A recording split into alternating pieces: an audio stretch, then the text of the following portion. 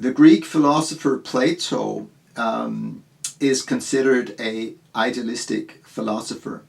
And I am pretty convinced that he was schooled. He must have taken some trips to India and was influenced by Indian philosophy or the Vedas, because this is completely the same way, the same view of the world that you find in Indian philosophy, or particularly in Vedanta, Advaita Vedanta. But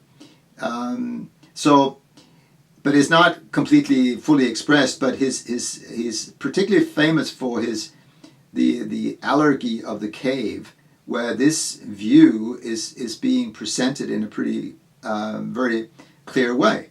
And so the Allergory of the cave is the illustration that Plato gives, that life is a dream, that we're living in a dream world. And so the image is that there is this ancient movie theater where there are slaves who are sitting inside a cave. And they're chained to the floor, and also their heads are fixed in a certain position, so they can't turn their heads. They can only look forward, and they can only look onto the screen. And onto the screen there's all kinds of experiences, but what the slaves can't see is that there is someone standing behind them and holding up various forms and shapes and sticks and shablongs and so on, and there is a light source behind them. And so this light source projects all these images onto the screen. And so the slaves, they think that what is happening on the screen is reality. And so this is our predicament. This is our situation, because we're chained to the floor through our ignorance, because we don't understand how this movie works. And that would be just the same if you went to a movie theater and you didn't understand how it worked. You would thought that what was going on the screen was reality. It would be a nightmare. That happened to me when I was a child. My brother took me to a movie when I was 6 years old or something like that. I was too young to go to the movies, and with all the kids were laughing and screaming and thought it was really funny, with cars crashing and people falling down from high houses and so on. I thought it was a nightmare. It was terrible. I was crying all the time. And that's what happens if you think that this world is real. It can become a nightmare when things doesn't go our way. And so the point what Plato is trying to explain is how that life is this projection, and that it's consciousness being the light source, which is the cause of what is happening on the screen. And so Plato says it's only a rare slave who is able to break up the chains and see that he's actually free and can walk out and unite himself with the light source. So this is our situation, and we are ignorant about how the world works because we think it's real. We think what is happening, what we're experiencing in our minds, or the way we experience the world, we think it is real. And so we're trapped in this world. So we're slaves, simple as that. And we're being limited because we don't understand. We're living lives we do not understand. Simple as that.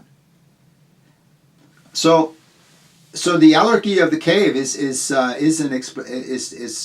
where Plato is trying to explain that life is a dream, and there is two dimensions here. That there is the light source that doesn't change and is unaffected by what is ever going on the screen.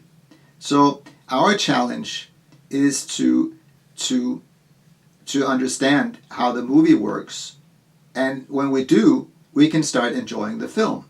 And that's why it's nice to see a film, because we know it's an illusion, we know it's a dream world, we know it's a film, and therefore we can relax and eat our popcorn in peace, right?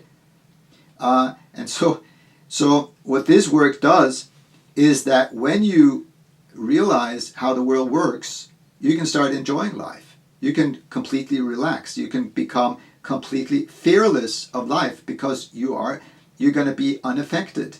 Nothing can happen to you.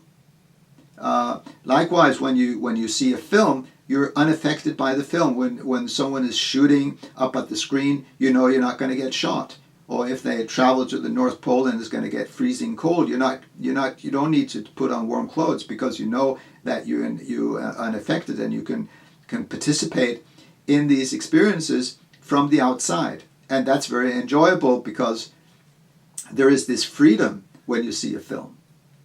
And so the invitation through this knowledge is that you can live your life in the same way. You can live your life with the same freedom of being completely fearless towards life, because you know that life can't do you any harm. You know that you're unaffected by the world. But this does not mean that you shouldn't engage in the world. You should still participate, but you become an actor in the sense that you, in the back of your mind, you know that this is just a game. This is a dream world that I'm participating in.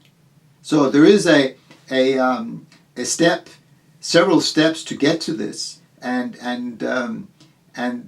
just to understand this is a very small beginning, but it's a necessary beginning, because without the understanding of this, you're not going to get anywhere. So, but there is a difference between understanding this perspective and realizing this perspective.